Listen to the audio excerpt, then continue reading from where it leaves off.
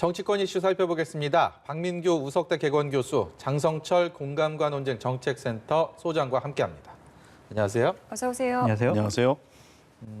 앞서서도 보셨던 것처럼 박영선 전 장관이 서울시장 출마를 공식 선언했습니다. 이제 민주당은 박영선 대 우상호 이 대결로 사실상 확정되는 분위기고요. 과연 지금까지는 상대적으로 흥행 분위기가, 경선 분위기가 나지 않았던 민주당이 새로운 좀 전기를 마련할 수 있을지 가장 관심이 갑니다. 네, 오늘 박영선 전 장관이 봄날 같은 서울시를 만들겠다는 일성으로 서울시 출마 선언을 공식화했는데요.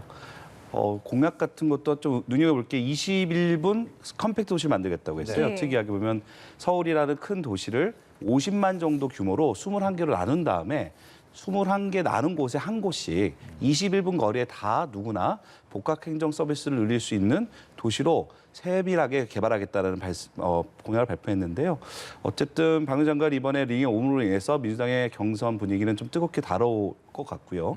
보통 출마 선언을 하면 여론조사에서도 소폭 상승합니다. 그래서 박영선 후보 측에서는 이제 2월 말 서울시장 경선을 앞두고 한 달 남았는데 초반에 승기를 확 잡겠다라는 전략으로 보이고요. 어쨌든 박영선 장관은 최근에 여성 정치인의 장점을 최대한 부각하는 세밀한 정책부터 감성에 호소하는 메시지까지 꽤 많이 분위기가 올라가는 것 같아요. 반면 이제 우상호 후보 측은 지난 한 달 이상 혼자 고군분투로 많이 힘들었는데 이제야 대진표 확정되니까 되게 힘을 가지고 열심히 이제 진짜 한 달 해보자라고 분위기가 막 올라가고 있는 중이고요.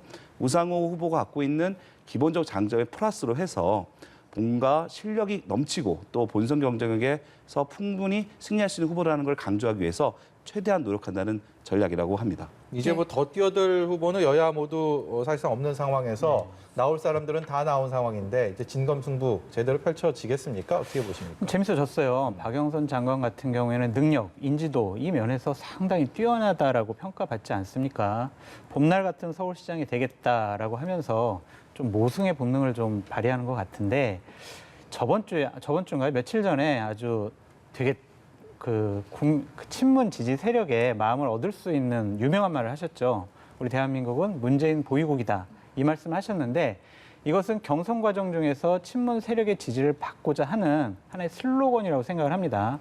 봄날 같은 시장이 되겠다라는 것보다 경선 과정 중에서는 문재인 보유국 이 말이 더 회자될 것 같아요.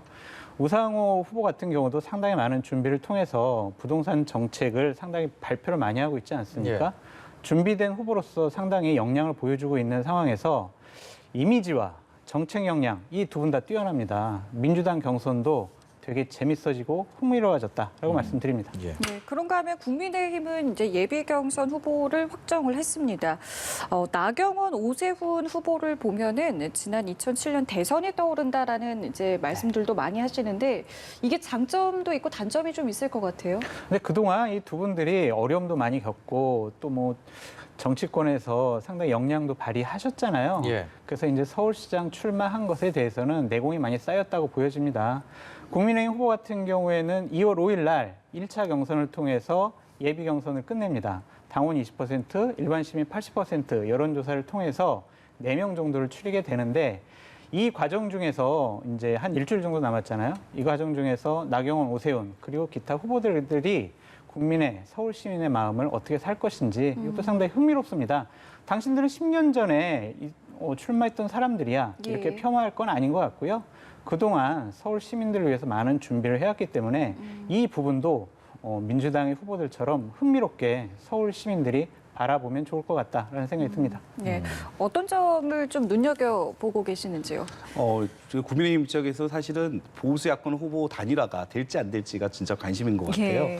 오늘 언론에서 보니까 국민미래 포럼이라고 국민의힘 국회의원들 다수하고 국민의당 국회의원들이 함께 참여하고 있는 의원 모임에서 안철수 대표를 모시고 보수 후보 단일화를 위해서 서울시 정책만큼, 공약만큼은 양당이 함께하는 게 어떻겠냐는 제안을 했고 그 자리에서 긍정적 답변을 했다고 합니다. 안 대표께서.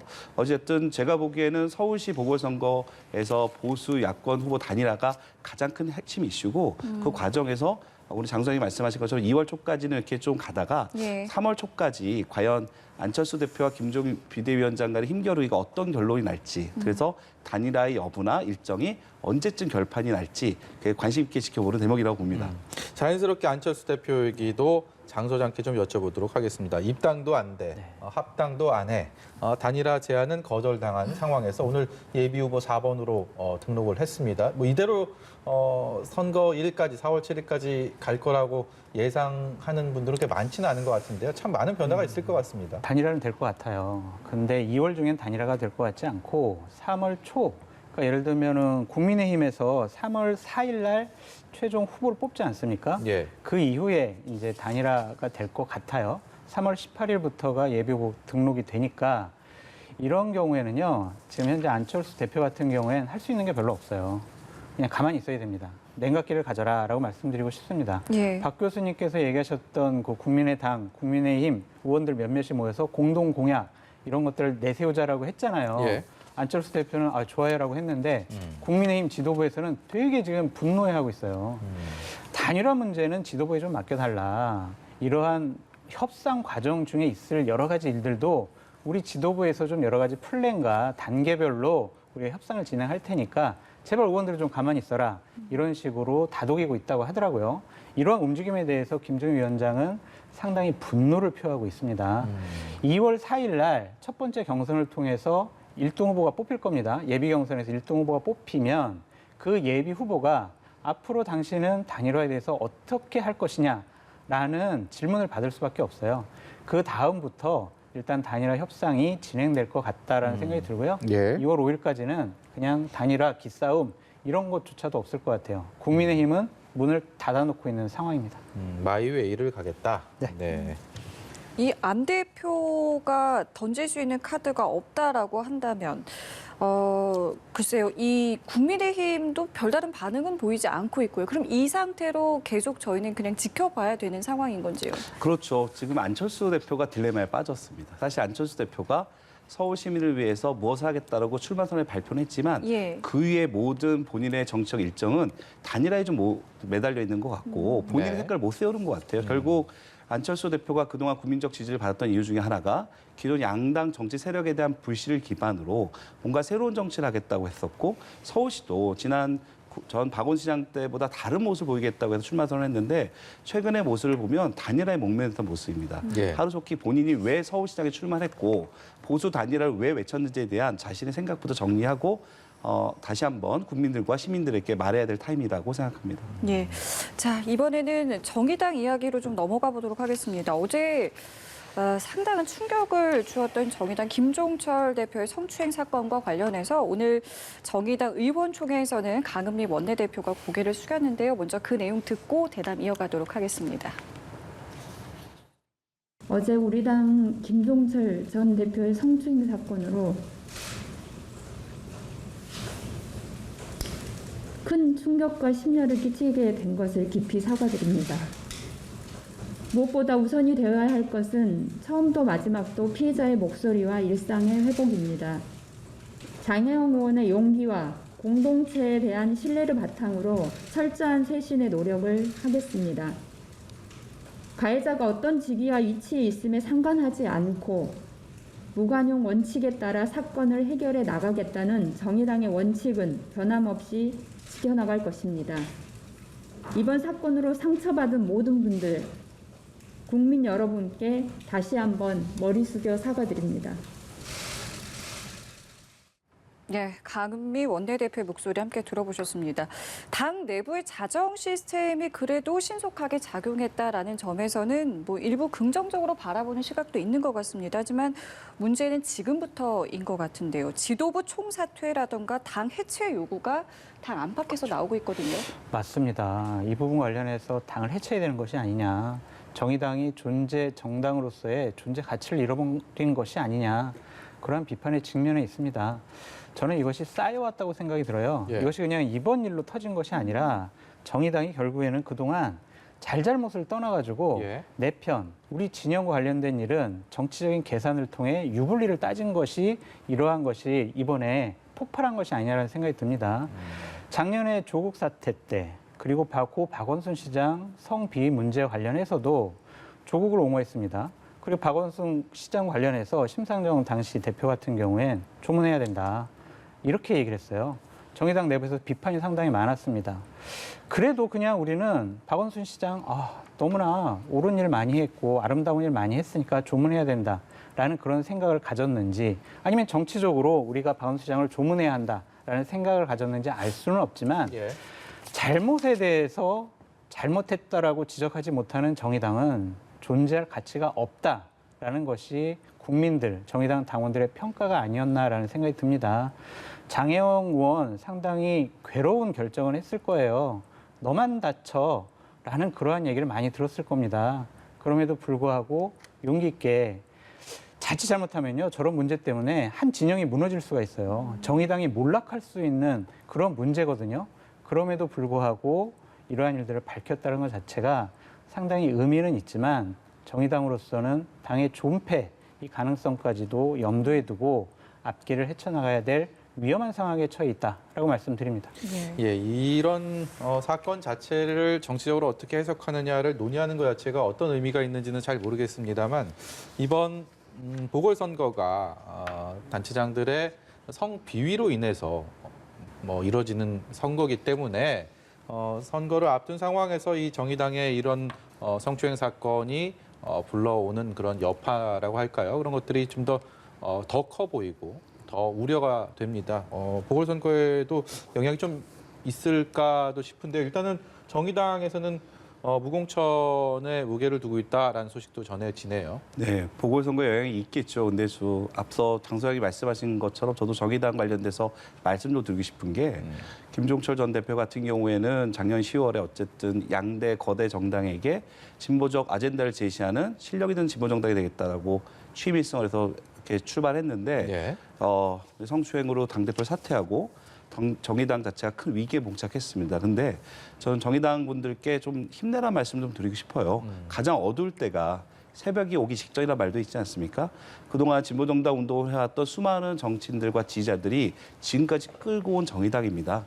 이러한 위기를 힘을 합쳐서 극복해야지만 대한민국 정치사에 있어서 진보정당이 해왔던 역할도 매우 컸고요. 앞으로 해야 될 일도 많습니다. 그래서 하루속히 정의당이 정상화됐으면 하는 바람이 들고요. 예. 또한 장성조 소장님께서 말씀하셨던 것처럼 용기 내서 발언해 주신 장혜영 의원께도 저 힘내시라는 말씀을 꼭 드리고 싶습니다. 예.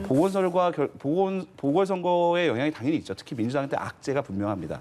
특히 어제 이번 사건에 관련된 민주당 논평에 대해서도 적절하지 않았다는 비난이 있는데 예. 저도 그렇게 동감하거든요. 어쨌든 이번 정치권에 나온 비극적 사건으로 인해서 보궐선거에 좀 더 좋은 쪽으로 영향을 미쳐야지 또 의미 없는 정쟁이나 또 2차 피해나 이런 문제가 좀 확대되지 않았으면 하는 바람입니다. 예, 소장님 생각도 듣고 싶으신데요. 저는 이번에 보궐선거 때 정의당이 후보를 내면 안 될 것 같아요. 서울하고 부산시장 같은 경우에는 성비위 문제 때문에 보궐선거가 열려지는데 당대표가 성비위 사건에 연루됐습니다. 출마시킬 수 있는 명분이 없어요. 그냥 우리 득표력을 한번 증명해 볼까? 그래도 우리가 출마시켜야 되지 않을까? 이런 정치적인 계산은 하지 말고 정의당을 빨리 추스려서 예. 다시 국민의 사랑받는 정당으로 한 진영으로 자리매김하기를 바랍니다. 예, 또 오늘 유호정 의원이 그런 얘기를 했습니다. 민주당에서는 어제 이제 성추행 사건 이후에 경악스럽다라는 또 입장이 나와서 이것을 두고도 논란이 좀 일고 있는데 유호정 의원은 할 말은 많지만 하지 않겠다라고 하면서 굉장히 많은 의미가 있어 보이는 얘기를 네. 했어요. 이 반응들에 대해서는 어떻게 보고 계십니까? 민주당 어제 논평은 좀 적절치 않아 보입니다. 좀 자중하고 다른 당이었지만 그래도 진보 정치를 위해서 함께 협력했었던 정의당의 비극적 사태에 대해서 조금 더 안타깝다 정도 했으면 되는 것을 너무 예. 강하게 표현했기 때문에 아마 정의당의 유호정 의원도 할 말은 많지만 참겠다고 했던 것 같거든요. 예. 어쨌든 그 적절치 못했던 논평이 나왔고 민주당 입장에서는 이러한 정치권 내 성추행 사건에 자유롭지 못한 정당인 건 사실이기 때문에 예. 하루속히 보궐선거 전에 이 사태에 대한 이슈보다도 좀 더 국민들이 원하는 민생경제라든지 더 다른 이슈로 좀 바꿀 필요가 있다. 그런 부분에 있어서 어제 논평은 좀 적절치 않았다고 생각합니다. 예. 그러니까 경악스러운 일은 민주당 소속 있었던 분들이 더 많이 하셨죠. 그때 민주당이 어떻게 보호막을 쳤는지 되돌아봤으면 좋겠다. 최인호 대변인의 그 성명은요. 예. 자기 당을 향해서 했어야 돼요. 정의당을 해서는 안 됩니다. 그럴 자격이 없는 민주당의 행태였다라고 보여지고요. 지금이라도 이 보궐선거와 관련해서 본인들의 입장에 대해서 확실하게 좀 정하고 사과했으면 좋겠다라는 생각이 듭니다. 예, 뭐 잠시 뒤에 이제 정의당에서는 대표단 회의를 하게 되는데 많은 논의가 좀 있을 것 같습니다. 어떤 내용들이 좀 나올 수 있겠습니까? 당을 어떻게 추스려야 하느냐라고 생각을 할 거예요. 비대위로 가야 할 것이냐 아니면 해체까지 하면서 새롭게 진영을 꾸려야 될 것이다라는 그런 논의를 할 건데 예. 혼란스러울 거예요, 정말. 이번 한 번의 회의로 끝날 것이 아니라 당원들의 뜻도 모아보고 몇 번의 회의를 통해서 진로를 결정할 것으로 보여집니다. 정의당은 사실 진보 정당이 이제 원내 입성을 하면서 정의당만의 어떤 가치, 정의당만의 색깔들을 그동안 유지해 왔고 그렇기 때문에 지난 선거에서도 생각보다 좀 의석을 많이 변동된 선거제도로 인해서 못 받게 되면서 이번에 좀 변화를 해보자, 내부적인 변화들도 많이 있었는데 네. 어쨌든 지금 이 상황에서 정의당 입장에서는 더 큰 변화를 할 수밖에 없는 그런 상황에 직면했다 이렇게 봐도 될 것 같습니다. 어떻습니까? 어찌 보면 정말 더 환골탈퇴하기 위한 완벽한 상황이 만들어졌다고 볼 수도 있거든요. 이건 비단 정의당만의 문제는 아닌 것 같습니다. 기존에 정치를 쭉 끌고 왔었던 민주당이나 국민의힘 못지않게 예. 둘도 세대가 많이 바뀌었음에도 불구하고 과거의 인물들과 과거의 문법으로 정당을 운영해온 문제가 있었고 이번 사건도 그 배경의 일환이라고 생각하거든요. 정의당 입장에서 이번에 많은 원내에 진출했던 의원들이 여성 초선 정치 의원들이 많이 나왔고 새로운 정의당의 지지와 새로운 가치를 어떻게 만들 거에 대한 고민을 할 거라고 보고 있고요. 예. 이번에 큰 위기이지만 슬기롭게 이겨내서 예. 진보 정당으로서 다시 한번 도약할 수 있는 계기를 만들었으면 하는 바람입니다. 예, 대통령이 이제 손실보상제 검토를 지시한 것과 관련한 질문을 드렸는데요. 답을 좀 듣겠습니다. 잘하신 것 같아요. 두 가지 면에서 잘하셨어요. 예. 그러니까 정세균 총리라는 대권 후보를 체면을 세워주셨어요. 그러니까 키워주신 거죠, 사람을. 예. 지난주에는요, 생각해 보시죠. 보편적 재난지원금과 관련해서 이재명 경기도지사에 힘을 실어줬어요. 이런 거 보면 대통령께서 여권의 후보군들을 잘 키워주시는 관리를 잘하고 계시다라는 생각도 들고 또 하나는 손실보상제 때문에 정치권에서 상당히 여러 가지 논란이 있었는데 예. 대통령께서 검토를 지시하셨기 때문에 여야 간 협상을 통해서 자영업자 어려운 상황을 좀 극복할 수 있는 자금을 집행할 수 있는 근거가 마련된 겁니다. 두 가지 면에서 대통령께서 잘 선택하신 것 같은데 저는 한 가지만 말씀드리고 싶어요. 이재명 지사는 보편적 재난지원금을 얘기하고 있고 정세균 총리는 손실보상제를 얘기하고 있습니다. 이분들이 그냥 경기도지사나 국무총리라는 순수한 자리의 입장에서 저러한 정책을 들고 일어났다면 참 잘하셨다라고 얘기를 하고 싶은데 이분들은 대권 후보잖아요. 경기도지사와 국무총리라는 자리를 향후에 대권에 가기 위한 하나의 정책 수단으로 자신들의 현재 직위를 이용한다라는 오해를 받으면 안 됩니다. 예. 그것은 정치인으로서 상당히 나쁜 정치의 전형을 보여주는 거라고 생각이 드는데 예. 기본적으로 어려운 분들을 도와줘야 된다라는 그런 입장에서 그냥 정파나 자신의 정치적인 꿈을 달성시키기 위한 수단으로 삼지 않았으면 좋겠다라는 생각이 듭니다. 네, 그 부분은 이재명 지사가 잠시 뒤에 저희 출연이 예정돼 있어서요. 예. 제가 꼭 물어보도록 하겠습니다. 마지막으로요. 김진우 공수처장이 오늘 국회 찾아갔고 여야 지도부도 이렇게 만나고 인사하고 있는데요. 어제 박범계 법무장관 후보자 인사청문회 과정에서 이 김학의 전 차관 출국 금지 사건을 공수처로 이첩해야 된다 뭐 이런 얘기가 나오면서 공수처는 아직 뭐 팀이 꾸려지지는 않은 상황이지만 이게 정치권에 또 논란이 되고 있습니다. 이 사안에 대해서 어떻게 생각하십니까? 김학의 전 차관의 불법 사건에 대해서는 워낙 국민적 관심이 높았던 사건 아닙니까? 사실 공수처가 출범하게 되는 국민적 여론이 만들어졌던 계기 중에 하나가 김학의 전 차관의 불법 사건이었거든요. 근데 이제 불법 출금 관련된 것도 논쟁이 높아지니까 예. 박범계 후보자 입장에서는 현재 법무부와 검찰 간에 약간의 이견 다툼이 있을 수 있으니 제3의 공수처에서 처리하는 게 어떻겠냐는 의견을 제시한 것 같고요. 네. 어찌됐든 공수처의 1호 수사가 무엇일 건가에 대한 여러 가지 의견이 있지만 네. 저는 뭐 이거 사건보다도 어찌 보면 공수처가 출범했던 가장 큰 원인이었던 검사들의 자기 식구 감싸기에 전형적인 사건 하나 하는 것이 공수처의 어떤 정치적 중립성과 어떤 본래 출범 취지에 맞는 게 맞지 않나라는 생각이 들어서 예. 과연 이 사건이 공소로 1호가 될 거까라는 생각에는 좀 부정적입니다. 예, 지금 뭐 예단할 수는 없는 상황이니까요. 오늘 말씀 여기까지 듣도록 하겠습니다. 지금까지 박민규 우석대 개건교수, 장성철 공간과 논쟁 정책센터 소장이었습니다. 고맙습니다. 감사합니다. 감사합니다.